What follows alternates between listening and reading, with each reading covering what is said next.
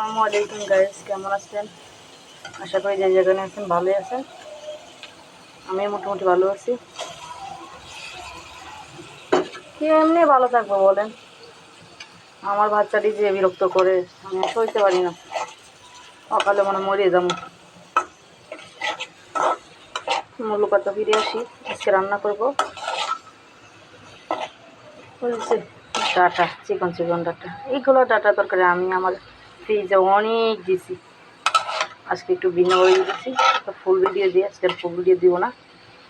এই যে দেখতেই পাচ্ছেন, কারেন্ট ছিল না সারাদিন সারা রাত, এই জন্য আজকে একটু দেখেন মাছটিও দিয়ে দিব, দিয়ে উলট পালট করে কম কম তরকারি রান্না করবো। তো বেশি রান্না করলে বেশি মানে খাওয়াটাও বেশি লাগে। কম রান্না যতটুকু রান্না করবে ততটুকুই লাগবে। বেশি রান্না হলে বেশি লাগবে, কেন বেশি রান্না করলে একদিন পারবে, পরের দিনে খাওয়া চলে। আর একটু অল্প করে রান্না করলে মানে অনলি শেষ হয়ে যায়। এই জন্য আজকে যেমনি অনলি শেষ হয়ে যায় এরকম রান্না করতেছি। সবাই তো মোটামুটি ভালোই আছেন। হ্যাঁ, আমার জন্য দোয়া করবেন, আমার পেজটার জন্য দোয়া করবেন, যাতে পেজটা দিয়ে আল্লাহ আমি ডেভেলপমেন্ট করতে পারি।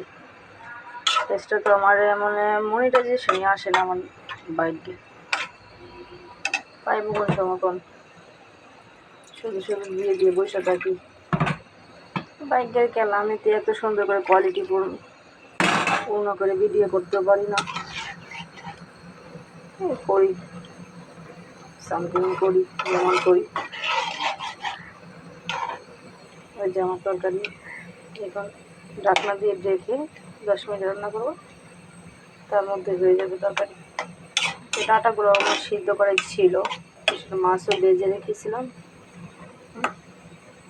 আর 2 মিনিট আগে কাঁচামরিচ ফালি দিয়ে দিবা, তাইলে আমার হয়ে যাবে। আল্লাহ হাফেজ, ভালো থাকে।